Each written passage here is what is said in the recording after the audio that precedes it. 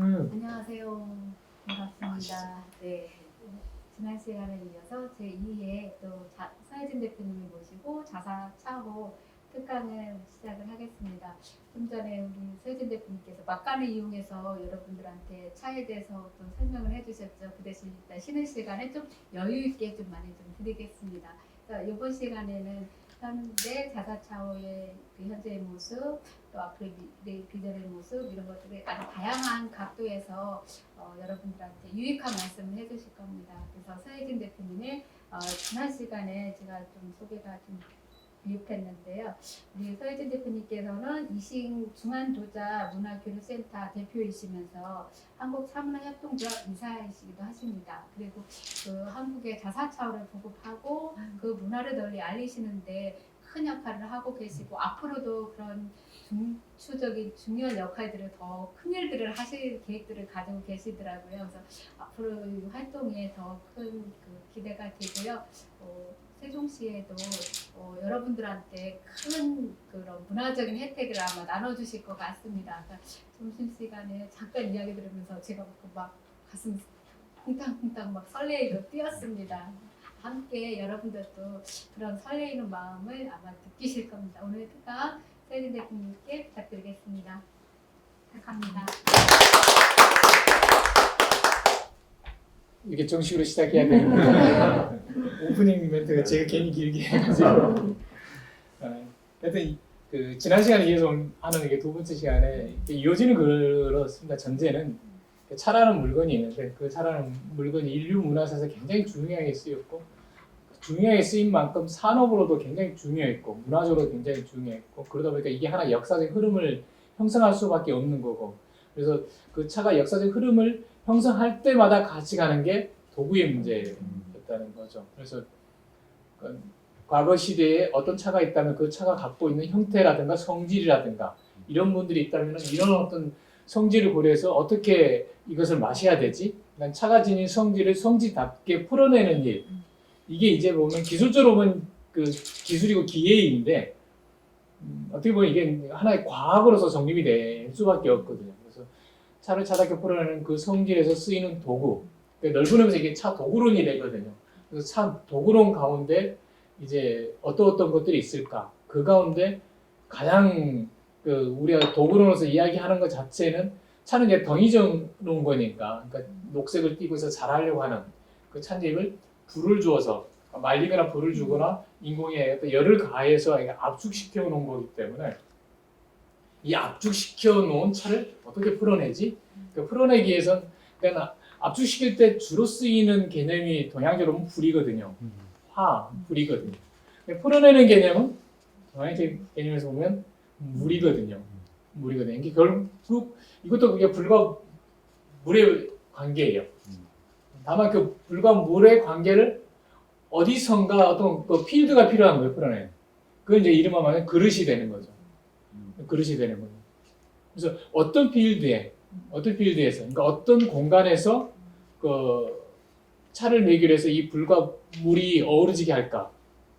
아시는 동양에서는 그 시중 일관하는 그런 문제가 불과 물의 문제죠. 이거 음량이라 할 수도 있고, 그래서 어쩌면 인체 내에서도 몸 내부 안에서도 어떤 상호작용을 우리가 음량으로 표현하기도 하고 물과 불로 이렇게 표현하기도 하는데, 차를 풀어내는 그 관점에서도 철학적인 관점은 물과 불이에요. 근데 아까 말씀드린 것처럼 차를 만드는 관점도 물과 불이에요. 그래서 이건 그 앞 시간에 그 도구를 이해하기 위해서는 차를 이해해야 되는데 그 차에 이해할 때 이제 지유명차가 20년 동안 해왔던 작업이 차를 성질로 이해하는 거라고 그랬거든요. 그러니까 서양의 형태론, 중국에서는 제차 방법론에 의해서 분류해 놓은 그런 어떤 그러니까 형태론이면은 약간 유통적인 입장인 거고 차를 만드는 방법론에는 공급자 입장인데 차를 마시는 입장에서 차를 분류한다 했을 때는 차를 성질로 이해해야 된다는 거고 그렇게 차를 성질로 이해했을 땐 그 서양에서 연구해 놓은 결과물 그러니까는 정말 이렇게 실험실적인 데이터가 많아서 성분들에 대해서 너무너무 연구를 잘 해왔거든요. 방향 물질만 하도 100여 가지가 넘으니까 차에. 근데 그런 어떤 다양한 어떤 성분들이 모여서 얘가 어떤 성질을 이룰까? 이게 이제 차를 분류하는 거라고 본다는 건데 그렇게 차를 분류하는 입장에서 보면은 현재는 세계 차 산업이 통일이 안 돼 있다는 거죠. 그래서 서양의 형태로, 그 중국의 그 제차로 차를 어떻게 만들지 이런 부분들이 기준으로 되어 있다는 거고, 현재 그래서 그 이 두 가지가 현재 세계 차 산업이라든가 차 항모 이론의 기준이 되고 있어요. 다만 이걸 성질을 어떻게 분류하지? 이건 거의 지유명차 처음인 것 같아요. 그걸 이제 저희들이 이제 오행으로 동양에서 오랫동안 내려오고 있는 음양과 오행이라는 관점에서 이제 분류를 해놓고, 그게 이제 목, 화, 토, 금, 수니까 그게 상징하는 걸로, 동양에서는 이제 그 색깔도 에너지가 있다고 보는 거잖아요. 색이 에너지가 있으니까. 그래서 지난 시간에 이것도 말씀드렸던 건데, 우리가 녹차, 홍차, 뭐 이렇게 황차, 백차, 흑차 이렇게 부르는 것은, 그걸 이제 형태로는 보면은 탕색이 녹차는 녹색이니까 녹차라 하자, 그 붉은색이니까 홍차라 하자, 검은색이니까는 흑차라 하자, 이렇게 이제 기계적으로 생각하는데 그거는 유치한 사고는 아니라는 겁니다. 동양에서는 검은색이면은 검은색이 갖고 있는 에너지를 상징한다는 거죠. 그래서 위에서 아래로 내려 그 작용, 그러니까 위에서 아래로 내림의 작용을 하는 것을 동양에서는 색으로 검은색이라고 표현했다는 거고, 그래서 여기서도 검은 빛깔의 옷을 많이 입고 계시는데, 그 검은 빛깔 옷은 수용의 색이죠. 그 다음에 차분한 색이고, 그리고 받아들이겠다라는 그런 거고. 그냥 아시겠지만 붉은색은 위로 올라가잖아요. 기세등등하게. 그래서 붉은 악마는 붉은색 옷을 입고 응원을 해야지 이게 딱 기세가 등등하고 그러는 거죠. 근데 실제 붉은색은 그런 에너지를 띠는 거죠. 뭐 녹색은 이른바 말하면 이렇게 우리의 그 눈에 보이는 것처럼 나뭇잎이 보이는데 자라나는 색이죠. 자라나는 것은 위로도 자라고 아래로도 자라고. 그러니까 이렇게 예전에 동양에서 차를 이렇게 색으로 표현했던 것은 각각의 차가 갖고 있는 운동성, 에너지성이죠. 에너지. 그래서 녹차라고 부르는 것은 우리가 마시면 위를 중심으로 상하로 움직이는 거, 그런 운동성을 갖고 있는 게 녹차의 범주애들입니다.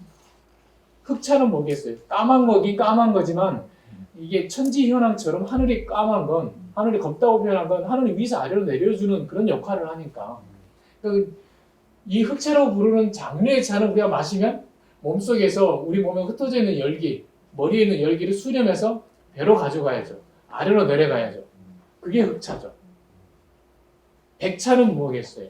우리가 그 백차를 상징하는 게 금이잖아요. 오행으로.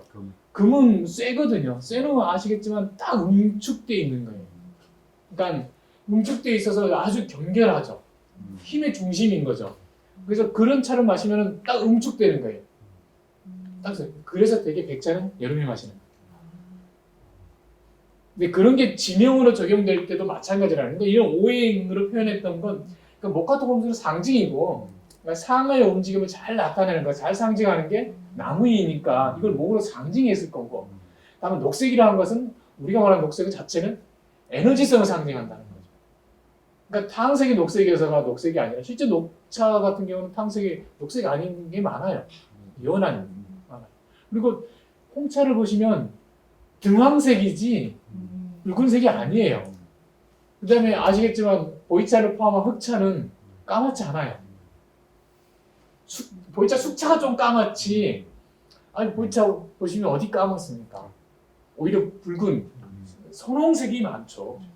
그러니까 그렇게 형태적인 어떤 기계론을 맞춰서 이렇게 전혀 부르지 않았다는 겁니다. 그러니까 동양에서는 동양적 사고방식이 있다는 거예요. 사유체계가.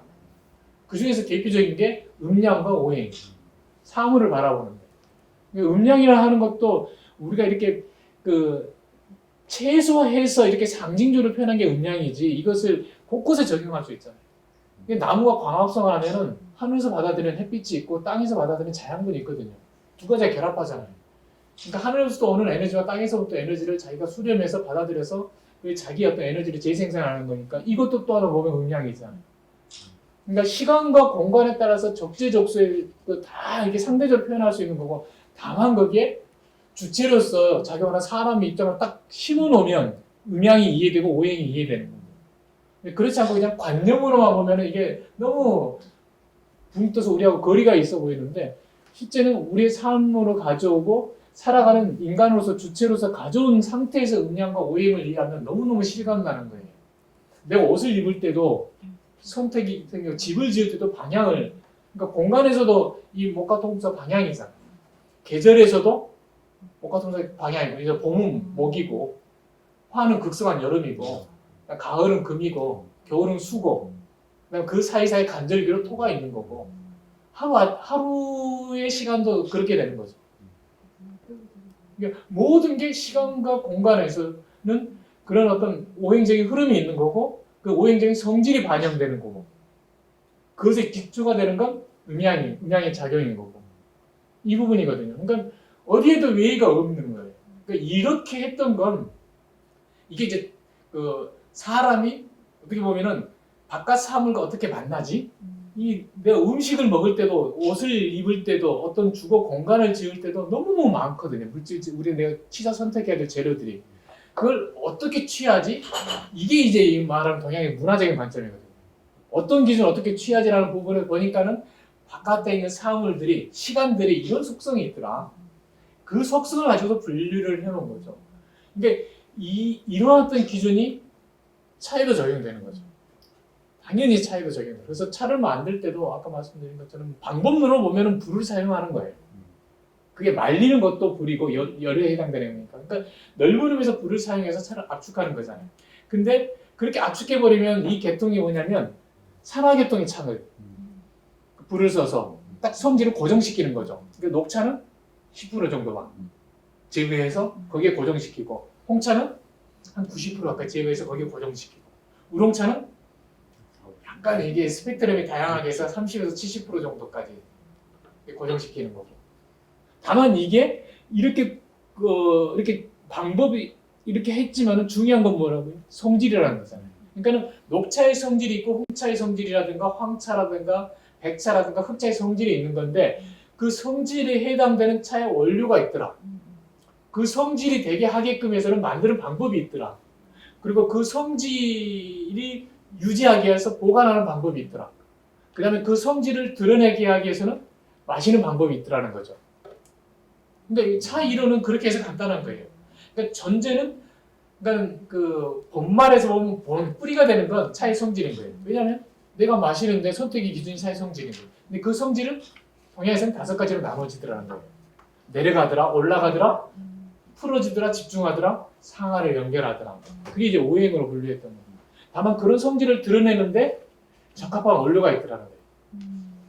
그러니까 녹차, 홍차가 그 적합한 원료가 있는 거고 우롱차에 적합한 원료가 있는 거고 그렇게 미생물 발효시키는 흑차에 적합한 원료가 있는 거고 그렇게 적합한 원료가 있고 만드는 적합한 방법이 있고 보관하는 방법이 있고 차를 풀어내는 방법이 있고 그 차를 풀어내는 방법 그 포차 기회에서 도구가 선택되는 거예요.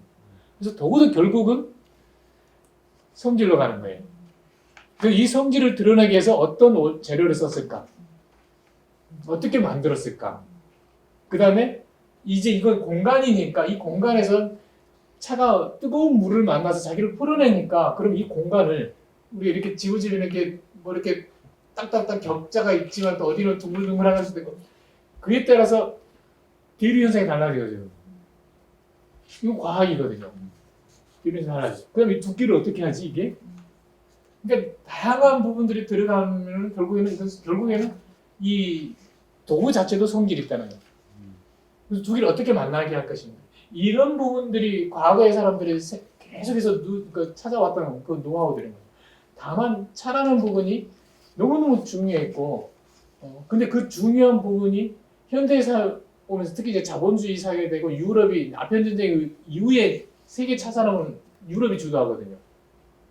유럽이 주도하잖아요. 그러니까 지금도 세계 차 시장의 70%는 유럽식 홍차예요. 그러니까 지금 전 세계적으로 차가 생산되는 게 한 600만 톤 가까이거든요. 그 가운데 절반 이상은 중국이 생산해요. 그럼에도 불구하고 소비 시장은 유럽식이에요. 우리나라를 봐도 알 수 있잖아요. 우리가 녹차를 생산하지만 녹차 많이 안 팔려요. 많이 팔리는 건 현미티백이 많이 팔리고 현미티백은 차가 아니에요. 네. 그리고 실제 많이 팔리는 거 뭐냐면 아시겠지만 카페에서 만나는 유럽식 홍차예요. 우리나라에서 수만 개가 있잖아요, 카페. 거기에 커피가 있고 그다음에 그런 어떤 블렌딩 홍차가 있단 말이에요. 소비자들이 특히 이제 젊은 층을 포함해서 쉽게 만나는 건 녹차가 아니라 홍차예요. 그렇거든요. 현실은. 그다음에 또 유럽식 이렇게 뭐 이렇게 얼그레인이 뭐니 정말 향 멋있게 해가지고 참 얼마나 비싸게 하면서 그 선물로 주고받아요. 그게 사실은. 그다음에 이제 최근에 이제 중국에서 이렇게 차들이 들어오긴 하는데 여하튼 아편전 여행을 기점으로 해서 차 자체가 패턴이 바뀌는데 그 이전에 한번 바뀐 게 아까 말씀드린 원명 교체기라는 거죠. 원나라에서 명나라로 넘어가는데 떡차가 2차, 3차로 바뀌었다는 거고 3차가 바뀌면서 아까 우리가 현재 만날 수 있는 그러니까 그 원료하고 제차 방법에 따라서 차를 만드는 게 녹차, 홍차, 우롱차 이렇게 분류가 된 게 그 주원장의 칙령이 계기가 돼서 한 100여 년 이상 실험을 통해서 정립된 거죠.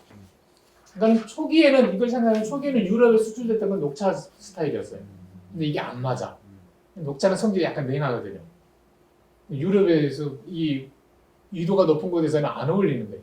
근데 나중에 이제 홍차가 정립이 돼서 홍차가 수출되잖아요. 1600년도 초에. 뿅 간 거 아니에요. 좋은 말을 써야지. 하여튼 그러면서 그 국민차가 된 거 아니에요. 국민차가 됐는데 다만 국가적으로 좀 정서가 다르니까 그 유럽도 민족들이 여러 민족이 있으니까 그래서 프랑스권, 독일권, 영국권이 서로 다른 거죠. 대응하는 방식이. 여하튼 간에 차 자체는 보편화되는 거죠. 영국에서는 그렇게 홍차 자체를 국민차로 삼으면서 보편화했고 그러니까 프랑스 같은 경우는 와인 문화가 있다 보니까 향종 중심으로 이렇게 있던 거고 독일 같은 경우는 지금 매 가정마다 95% 이상 자체는 이렇게 중국에서 나온 찻잎하고 허브라든가 블렌딩한 걸 약차라 개념을 해서 이것을 상비해요. 항우울제로.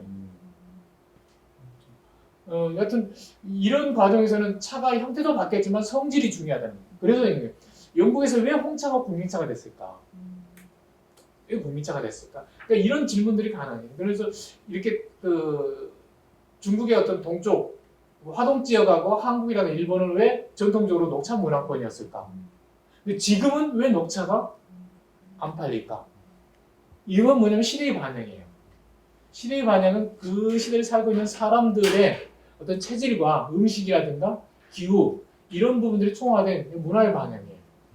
그러니까 지금 우리를 포함해서 지금 이게 바이러스 상황을 보더라도 지금 팬데믹이잖아요. 과거에 이런 식이 없잖아요.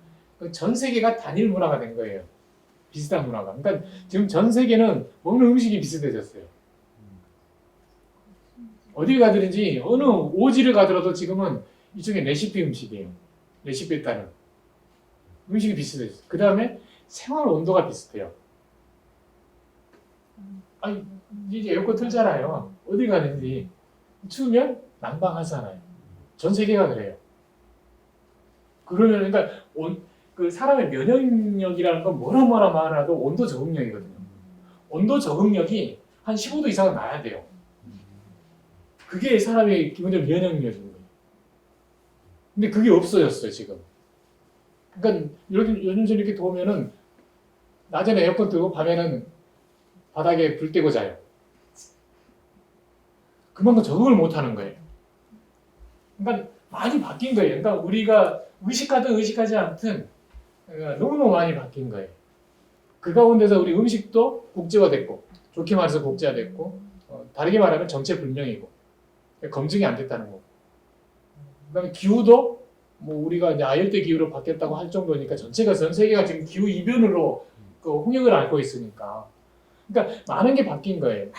그런 바뀐 상황에서 그러면 차라는 이 음료 자체가, 차라는 이 물건 자체가 애초에 등장했을 때하고 역사적인 변천 과정을 거쳤을 때, 그러면 지역적으로 자리 잡았을 때, 그러니까 차가 지역적으로 자리 잡은 건 되게 뭐냐면 전염병이 많은 지역이에요. 살아남기해서 차를 마시는 거예요. 특히 아열대 기후층에서 지금도 일일 차 소비량이 제일 많은 나라가 어딘지 모르시죠? 오, 맞았어요. 그러니까 덥고 습한 데예요. 그러니까 실제 중국에서도 결국에는 뭐냐면 이 아열대 기후층에 사는 사람들 많아요. 지금은 이제 저녁에서 차를 마시죠. 저녁에서 차를 마시죠. 왜냐하면은 그만큼 모든 지역이 생활 지수가 높아진 거예요. 그러니까 생활이 나아졌기 때문에 모든 사람들이 이렇게 차를 마시는 그 자체가 이제는 일반화되고 가고 있는 거예요. 그러니까 과거하고 달라진 거죠. 과거는 어려울 때 지역적인 선택이 있었다면 지금 보편화되고 있는 거예요. 그래서 어쩌면 이렇게 팬데믹이 일어날 정도로 전 세계가 일일생활 것처럼 되고 가깝게 됐다는 그런 부분들이 단점도 되지만 장점도 있는 거죠. 그러니까 우리 어떻게 활용하에 따라서는 장점이 되는 거죠. 그래서 과거에 이렇게 내려왔던 차의 그 옥소독소한 음이 차를 마셨던 이유, 그러니까 소화해독 중화라고 하는 이 부분을 현대사에서 어떻게 활용하지? 이게 어떻게 보면은 그 차문화의 르네상스라는 핵심이거든요. 회복해야 된다면 이걸 회복해야 되는 거지. 여기다가 뭘 더 가양하고 가미하고 복잡하게 하고 이건 어마어마한 후퇴예요. 그 다음에 차나무에 있는 찻잎으로 어떻게 즐기지? 아까 말한 5가지 성질론 이게 회복해야 할 내용인 거지. 이 자체를 그러니까 뭐 이렇게 순서 없이 무턱대고 이렇게 그 감각적으로 즐기면 이건 어마어마하게 후퇴예요. 그러니까 다행인 것은 이 차라는 자원을 생각하면 얼마나 좋아요. 1년에 끝없이 생산하잖아요. 그 내년에 또 나잖아요. 다른 거하고 다르잖아요. 그러니까 이런 의미에서 이제 사실은 그 원천적인 질문이 있거든요. 왜 차나무에는 찻잎만이 아까 그 차가 됐을까? 그러니까는 식품과 약품 경계에서 약이 아니면서 소화해독 중화를 할 수 있는 게 왜 차나무에는 찻잎만이 할까? 이게 사실은 포인트거든요. 여튼 그 의미를 뭐 어떻든 생각한다 하면은 지금은 그 중국은 지금 계속해서 차원을 계속해서 늘려나가고 있고 그 차원 늘려나가는 과정 속에서도 옥소독소한 방법을 늘려나가요. 그러니까 아까 말한 차나무의 찻잎만이 차가 되는 이유 중에서 우리가 보면은 만약에 비료를 주잖아요. 그 차가 안 돼요. 소화해독을 못 해요. 걸려요. 마시면 오히려 해로워요. 그리고 농약 친 건 사실 큰 문제 아니에요. 농약 치는 이유가 뭐냐면 비료를 먹은 차나무들은 뿌리가 이렇게 못 내려가고 이렇게 되거든요. 옆으로 그 차나무가 갖고 있는 가장 큰 특징은 뿌리가 직근성이에요. 그러니까 키가 1m면 뿌리는 한 2, 3m 내려가요. 그러니까 어떤 나무보다 다르게 이렇게 토층에서 이렇게 깊은 데까지, 심도층까지, 그리고 양층까지, 바위층까지 가는 거예요. 어쨌든 그걸 자기가 가져와서 소화를 하는 거 아니에요. 광합성의 그 반동을 이용해서. 그러니까 어떤 초목이 하지 못하는 작용을 하는 거예요. 그러니까 그게 솔잎으로 하면 차가 안 되는 거예요. 뽕잎도 안 되고 오로지 차나무 찻잎만이 되는 건 그 차나무 갖고 있는 특성 때문에 그런데 문제는 그러려면 차나무가 차나무답게 자라야 되는 건데 이렇게 걸음을 주잖아요. 잘 자라라고. 그럼 특히 이제 되게 지금은 이제 그 접목해서 이식해서 하니까 딱 내릴 때 1년 안에 농약을 이제 비료를 주면 안 돼요. 뿌리가 이렇게 내려가. 근데 주잖아요. 그러면 뿌리가 이렇게 안 되고 이렇게 되는 거죠. 그런 게 많아요. 이런 찻잎일수록 아주 반짝반짝해요. 반짝반짝해요. 그래서 근데 그런 부분들은 중국은 철저히 통제해요. 다 뽑아버려요. 그런 계획을. 뽑아버리고 그렇게 못하게 해요. 그래서 그 지금은 그래서 그 차나무 자체가 이게 그 유기농이다 아니다, 녹색 식품이 아니다 이건 사실은 중요하지 않아요. 당연히 그래야 되는 거예요. 당연히 물론 그래서 그 줘야 될 비료라든가 줘야 될 농약 이게 종류가 한정돼 있어요. 한정돼 있어요. 그런 부분들까지 이건 저희 이제 주제가 아니니까 하여튼 그런 부분도 고려하면 고려한다 하더라도 지금은 차나무 자체가 그러니까 놓고 보면 이것처럼 좋은 물건이 없는 거예요. 아까 말한 대로 약이 아니면서 소화해독 중화를 할 수 있다? 이건 대단한 거예요. 더더욱이나 지금은 기계라든가 이렇게 재배하는 그런 게 발달하면서 얼마만큼 생산량이 늘어났는데 지금 중국도 과잉이거든요. 생산 과잉이거든요. 생산 과잉이다 보니까 이것도 다른 얘기이긴 하지만 중국 정부가 적극적으로 나서서 그러니까 포인트는 그거예요. 중국이 아까 1대1로도 이야기했지만 문화적인 측면에서 전 세계로 나가는데 교두보로 삼고 있는 게 한국 시장이에요. 국내 차 시장을 중국 차계가 더 분석을 잘해요. 제가 보기엔 국내 차계에 계시는 분들 어떤 연합회든 학교 교수분들이든 제가 보기에는 훨씬 국제적인 감각이 떨어져요. 이 흐름에서. 그러다 보니까 중국하고 막 이렇게 하잖아요. 여러 관계 막 하고 하거든요. 늘 깊은 속내를 이해를 못하고 하는 경우들이 많아요. 그래서 저희도 마찬가지 중국에서 사료를 수입하긴 하고 도구도 수입하긴 하지만은 관점은 그게 있어요. 뭐냐면 어떻게 하면은 그러니까 이런 조건 속에서 그러니까 사실 녹차도 사실 일본식 마차가 한국화된 거 아니에요. 일제시대 때. 그다음에 아까 말한 유럽식 홍차가 우리 전 카페의 주요 메뉴로 자리 잡고 있고, 그다음에 중국의 우롱차, 보이차 이런 게 물밀듯이 들어오고 있고, 그런 속에서 한국적인 차문을 어떻게 갖추지? 이게 사실은 근데 그게 가능해요. 가능해. 왜냐면 예를 들면 뭐 지휘문차 같은 보이차 같은 경우 수입 라인이 두 군데거든요. 중국 대륙이 있고 대만이 있어요. 홍콩 대만이. 근데 대만에서 수입할 때 그러니까 이게 식분이 원산 표시를 해야 되잖아요. 그러면 대륙에서 수입할 때 메이드 인 차이나 맞아요. 그럼 대만에서 수입할 때 뭐라고 할까요? 메이드 인 타이완이에요. 근데 이거 상상해 보시죠. 왜 원래 만들었으면 차이나니까 메이드 인 차이나 해야 되잖아요. 근데 왜 식약청에서 메이드 인 타이완을 인정했어요? 있잖아요. 그러니까 이건 분리하기 어려운데 우롱차는 시간이 지나면서 변하거든요. 시간이 지나서 변하는 여기도 포종노차가 있을 텐데 한 50년 된 여기 있죠. 이게 문산포종 같은 경우에는 처음에 차를 만들 때 발효도가 한 20% 정도예요. 그러니까 녹차에 약간 가까워요. 녹차가 많이. 근데 이게 세월이 지나면서 홍차 같은데, 우롱차 같은데, 흑차 같은데 이게 그러니까 이 차 자체가 그 자체로 보면 어떻게 죠? 오행적인 속성으로 변하는 거예요. 이게 이제 기가 막힌 차들. 그러니까 그런 것처럼 차 자체에도 그러니까 그 변화가 가는 그 변화를 진행한 것이 제조원이 되는 거예요. 그러니까는 저희도 지금 이제 그 지유명차가 그러니까 한 20년 지나면서 이론적으로 연구하고 정립하고 이게 사실은 세계 어느 차기에 내놓을 수 있는 그런 업적이 됐다고 보거든요. 이후에 하려고 하는 것은 또 다른 형태의 사업을 하려고 해요. 그러니까 메이드 인 코리아가 얘기하는 거예요. 메이드 인 코리아. 그리고 아까 말한 중국 정부가 하려고 하는 것은 한국 시장을 통해서 나름대로 자기 문화를 세계화하려고 하거든요. 아시겠지만 공자학원 아시죠? 전 세계에 한 150군데에 설치해 놓은 실제로는 그 공자의 사상을 전파한다는 그 취지는 뭐냐면 중국이 대륙으로 굴기하려고 하는데 서양이 가지고 있는 그 프로테스탄티즘 서구적인 사상에 대응할 수 있는 동양의 어떤 유교적인 문화를 같이 선보이려고 하는 거 아니에요.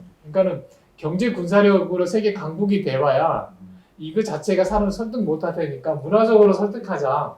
그 중에 하나가 유교 공자 사상이 있잖아요. 그래서 2010년대 공자라는 영화도 만들었고 그게 이제 관영 영화죠. 주인발이 등장했다 하더라고요. 그래서 이제 전 세계 그걸 하는데 한국이 제일 먼저 세웠죠, 공자가.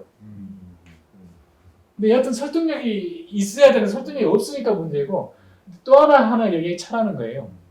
차라는 거예요. 그래서 중국 정부 입장에서 중국 차기화하고 같이 해서 어떤 중국 내에 차기든 학교든 많은 네트워크를 굉장히 한국 쪽에 밀어주고 있어요. 근데 그런 조건에서 저희 입장에서는 그러니까 정말로 한국적인 차원, 그러니까 한국적인 차원이라는 건 다른 게 아니죠. 우리한테 이로우면 되는 거예요. 우리가 마셔서 정말 이로울 수 있는 그런 문화를 정립하고 동시에 그걸 내기로 해서 얼마만큼 세계화할 수 있느냐. 대만도 그렇고 진짜 그런 의미에서 대만이 성공한 케이스죠. 원래 대만은 차가 거의 안 났거든요. 자꾸 이야기가 색돌로 되는데 자사차로 얘기해서 안 났는데 이제 그 우롱차를 이제 차량을 갖다가 대만화하는 거죠. 성공한 거죠. 그리고 이제 경제력이 좀 늘어나고 생활 수준이 높아지니까는 보이차가 또 주류가 되죠. 이게 뭔가 이게 특히 GDP 2만 불 넘어가고 3만 불 되면은 사람들이 차 패턴도 바뀌어요. 제일 흔한 초기 패턴은 이 커피와 같은 홍차예요. 이게 각성이니까. 네, 각성이 정신 차려야 되니까. 그러니까 애프터는 티죠. 애프터는 티죠. 그래서 밤에 마시면 안 되는 게 홍차죠. 근데 그러다가 이제 나중에 나중에 후반부라고 뭔가 생활 수준이 높아지는 지향하는 게 보이차와 같은 흑차예요. 특히 보이차예요. 왜 그러냐면 배를 따뜻하게 해주고 순환을 잘 시켜주거든요. 그러니까 그런 의미에서 보면은 그 양생의 개념에 제일 가까운, 그러니까 내 삶의 질을 생각하고 내 몸의 변화를 생각했을 때 어울리는 그 패턴으로 가거든요. 그게 차만 있는 게 아니잖아요. 이게 인테리어도 바뀌는 거고 음식도 바뀌는 거, 만드는 게 바뀌는 거거든요. 차도 그 패턴에서는 A웨이가 아니라는 거죠. 근데 그런 부분들이고 그런 부분들의 어떤 패턴에서 아까 말한 그 원명 교체기, 그다음에 지난 시간에 말했던 청나라 중기, 그러니까 아편 전쟁이 터지기 직전, 이때 이제 홍차, 우롱차가 시정화되는 거예요. 보이차가 황실의 진상이 돼서 역시 대중들한테 이제 보급이 되는 거고.